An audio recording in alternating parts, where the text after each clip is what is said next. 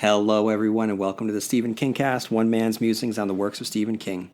Each week, I'll review one entry in the bibliography of Stephen King in the chronological order of publication. And this week, what I am doing, I'm not reviewing anything by Stephen King. I am using the recent Welcome to Derry first season on HBO as a springboard for a fun little exercise to talk about possibilities within storytelling and what we can do. And I'll get into that in a second. But first, I just wanted to welcome anyone who is joining us for the first time here at the Stephen King Cast. Welcome, welcome, thank you. I know that in in the year of 2026, entertainment is so prevalent, and there's so much information at us at all times, whether it's scrolling through social media, whether it is just a slew of different shows on multiple streaming services, going to the movies, watching television, if and podcasts, and I am just a drop in an ocean. So for you to take the time to listen to this little podcast that could has been chugging along for over 10 years. Thank you for taking the time to listen to me talk about all things related to Stephen King. I really appreciate it. So if you're tuning in for the first time, welcome aboard.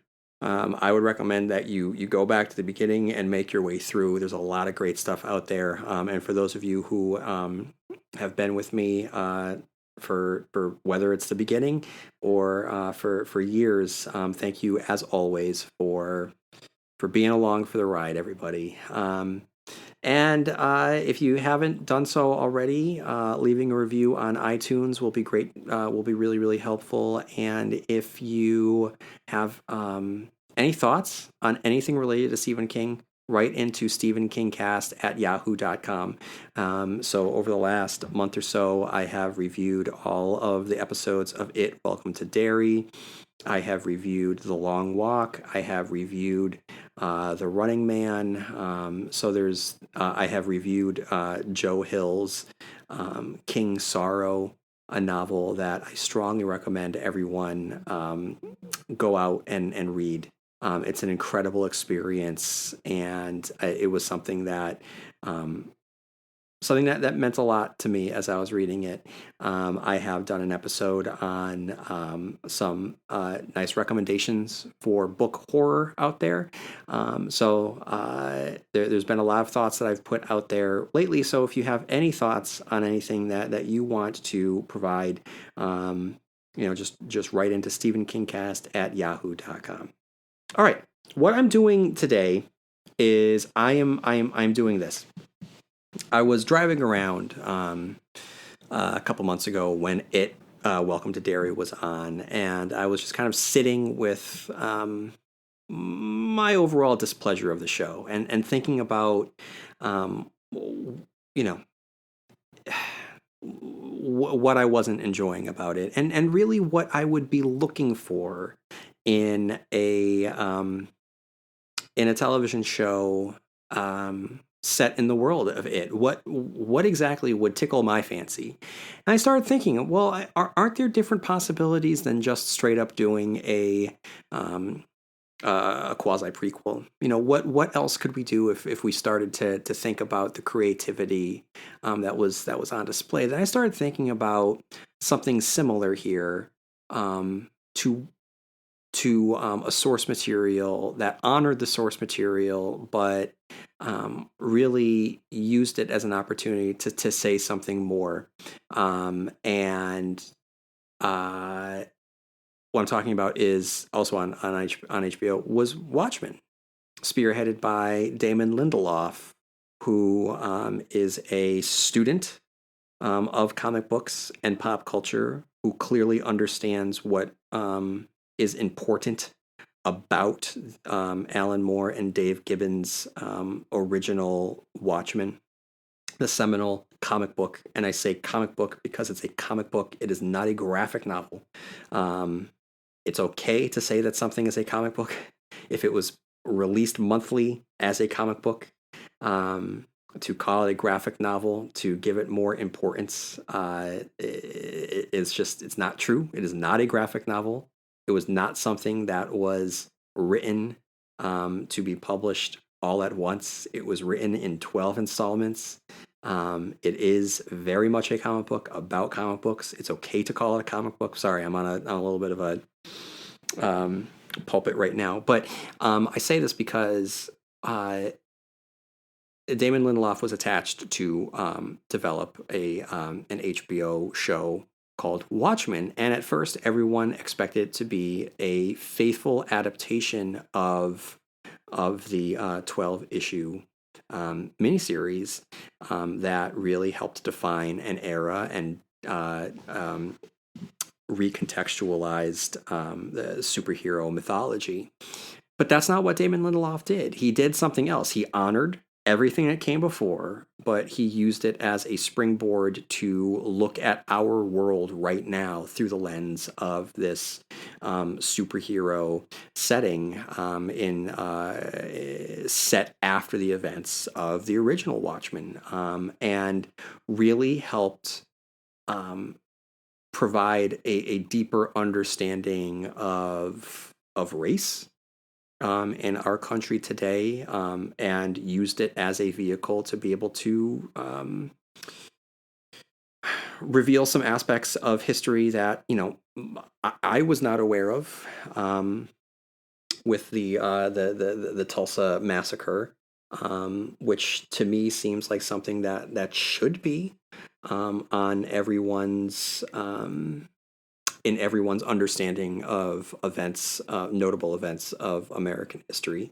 But unfortunately, it's not. And so to be able to use a fictitious story that honors and it speaks to and is in conversation with an original text that it is based off of, and uses this vehicle and uses the power of fiction to weave in real life events to bring to light something that an audience might not be aware of. I think that that's important, and Watchmen is Damon Lindelof's Watchmen is an incredible example of how to be able to tell something a little bit different that maybe you weren't expecting. And I think that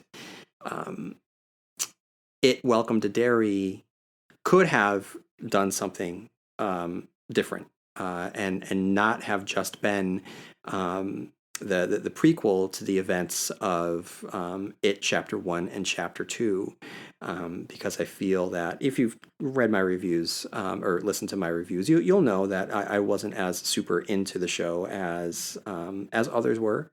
I am going to tune into the second season, and events occur towards the end of the show that make me excited for different possibilities heading into the second and possible third seasons. But I still feel as though there was something of a missed opportunity when it comes to telling an original story set within the world of Pennywise and Derry. So it led me to put it out there on social media, and I only got a couple bites at this particular apple, but I'll share the ideas that were generated from this, as well as a couple of my own. But if you were an HBO executive and you had the rights to the intellectual property of it, what would you do with it?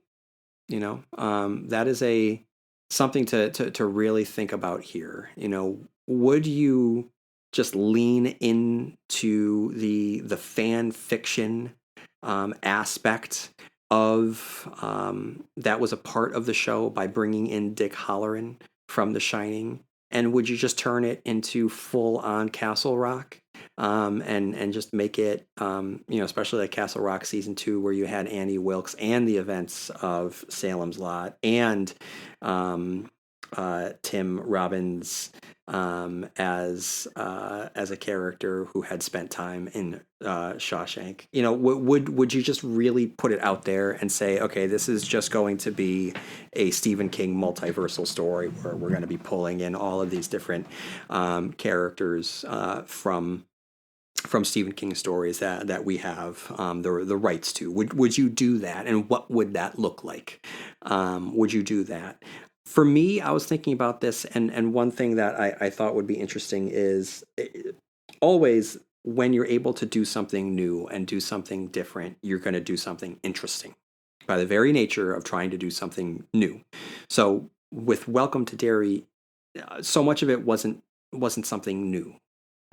Kids on bikes facing off against the clown, that is tried and true, and that's what a lot of it was.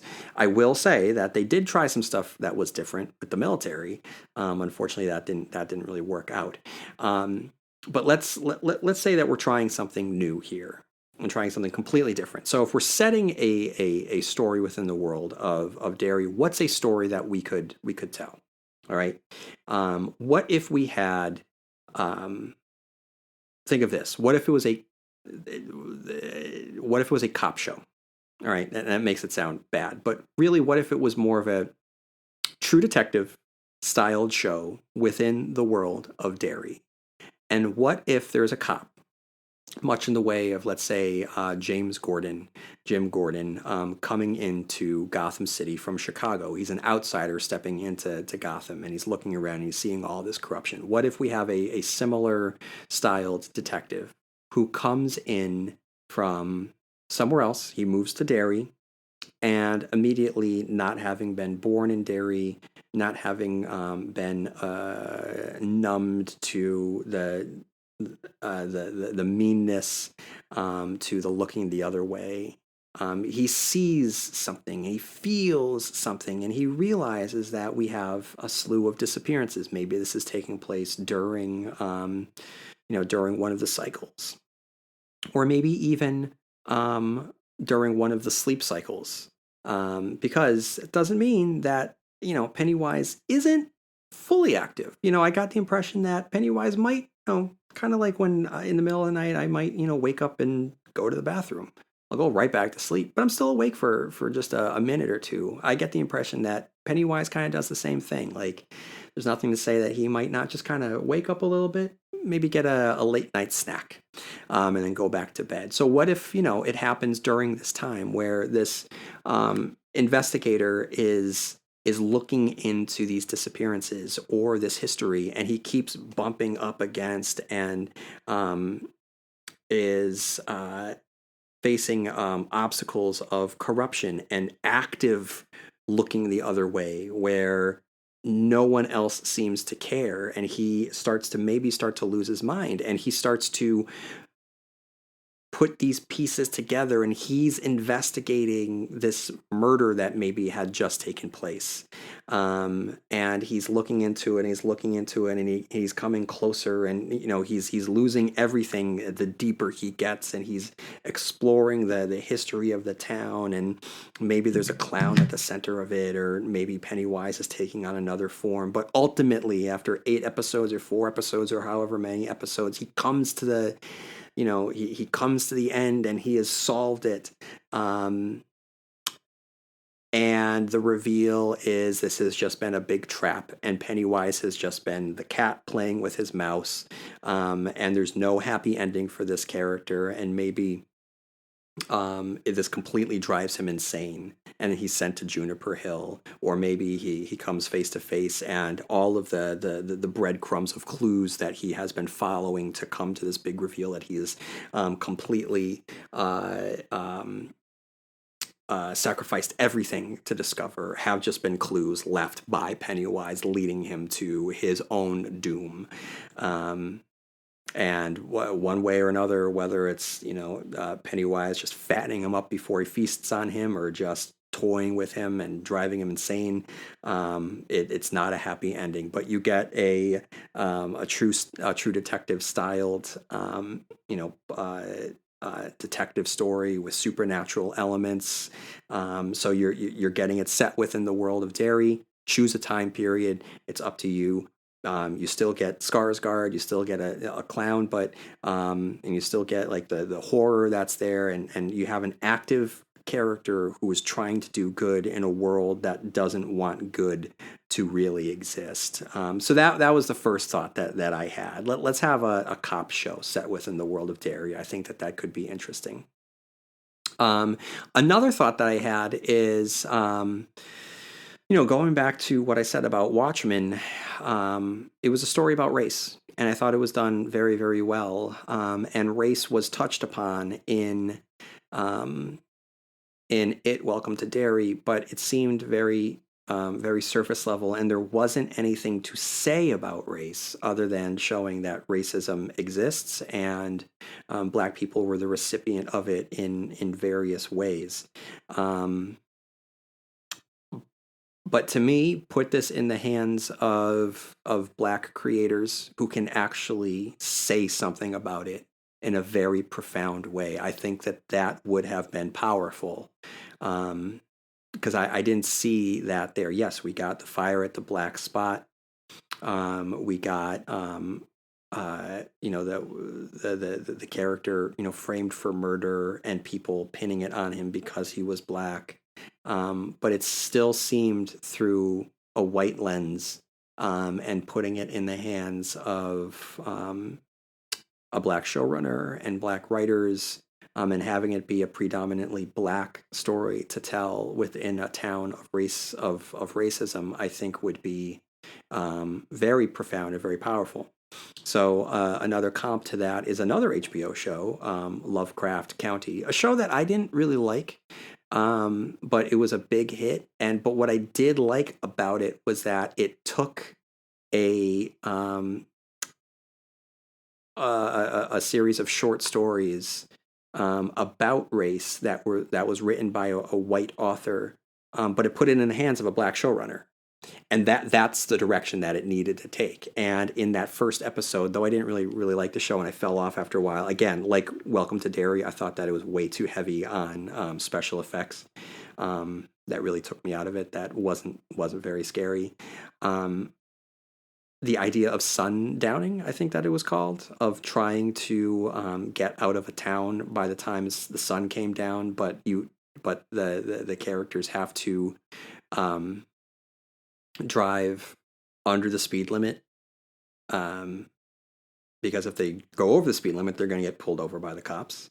But if they go under the speed limit, they might not make it out of town by the time the sun goes down. That was horrifying, and that was such a specific example of racism within the system, that I never would have been able to think of. And so I think that to put a story of racism in the hands of someone that actually has something really, really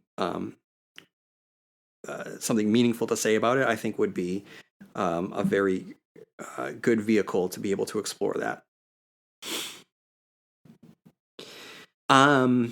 Another idea that I had, again, looking at a new story using elements of an original or an older story. I thought of what Dan Trachtenberg was able to do with Prey, in relation to what the original Predator was. So rather than telling a story in modern times, rather than telling it in the jungle, we went back to Native American times and what a lone Native American female warrior, how she would do against a predator. It was great because it's still a Predator story, but it was novel, it was fresh, it was new, but it still felt very much like a Predator movie.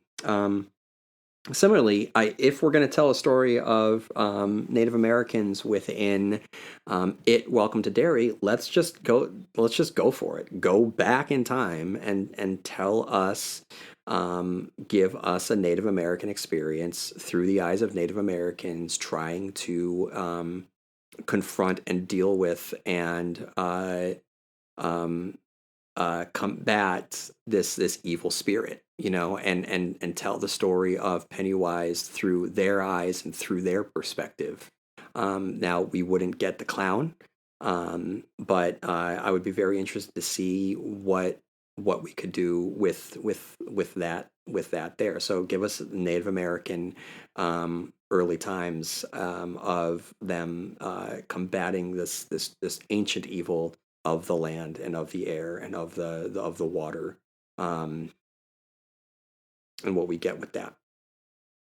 And then let's just do a Twilight Zone, and where every episode is could be a different time period, different characters, a different little form of horror. It could be a half an hour, it could be an hour long. Let's just do a Twilight Zone or a Tales from the Crypt, set within Derry. Why not? This way, the stakes are low. You can get different creatives in there. You can get different actors in there to just tell a different story. So we have different stories, different writers. Hell, get different people to play Pennywise. How fun would that be? I mean, the clown itself, takes on different appearances based on how people look at it. So that would make perfect sense. The sky is the limit for something you want to do like that. So rather than being so tethered to the original narrative, this kind of opens you up to do whatever you want to do, however you want to do it. Have it loosely based on the original text and even the original movies, and just call it Welcome to Derry, and the world is your oyster. Every single episode could be really whatever you would want to do with it. And it just kind of becomes more open sourced. You just throw it out there to, anyone in Hollywood. You could get a Ryan Johnson episode. You could get a Dan Trachtenberg episode. You could get an Ava DuVernay episode. You could get a Nia DaCosta episode. You could get a Jordan Peele episode. You could get a,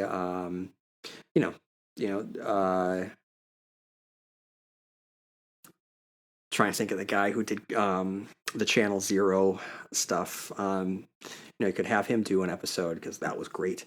But you know what I mean? Like you could have an Osgood Perkins episode. Just set within the world of Derry. Just have them just run with it. I think that would be a lot of fun. And like I said, low stakes, and have it come out maybe 5 episodes per season. Start it, every season comes out in late September. So you get it right as Halloween season starts to get into full swing. There you go. It's a great way to spend some time. So those are just some thoughts that I had on what we can do with with it. Welcome to Derry. On Instagram, Adam writes very similar to what I said about Native American, the Native American story. Set it in prehistoric Neanderthal times. Have a cast that consists of Neanderthal nomadic humans wearing prosthetics who settle in Derry for what will be the worst winter of their lives. No dialogue, just great performances that show the dawn of basic communication. You could get creative with its forms. Maybe it invokes the form of monsters and animals drawn on cave paintings, or since it was around at the time, dinosaurs, as the human characters would never have encountered something like that. Would that be very different? I feel like it would, but maybe do the first interaction between it and humanity. It's slowly learning that it likes the taste of fear, so it gets more intense and scary as the season progresses. So that's a great idea. And then Minlight writes, how about an actual full representation of the book? I still wish we got to see Beverly getting chased by her dad all over town and nobody blinking an eye. I'm glad that the new show is giving us the spot. I hope if they do more than one season, we get the Ironworks too. So there we go. We could just use it as an opportunity to just retell it with fully faithful adaptation of the book. So if you have any thoughts on what you would do with It Welcome to Derry, write into stephenkingcast@yahoo.com. All right, everyone, this was just a little mini episode to kind of just spitball some ideas out there. I hope that you enjoyed it, but I would really like to get your ideas on what you would like to do with It Welcome to Derry if you listen to this episode. And if you have any time on your hands, leave a review at on iTunes, because that would really, really help out. And may you have long days and pleasant nights, and I will see you here next time where MOON spells Stephen King Cast.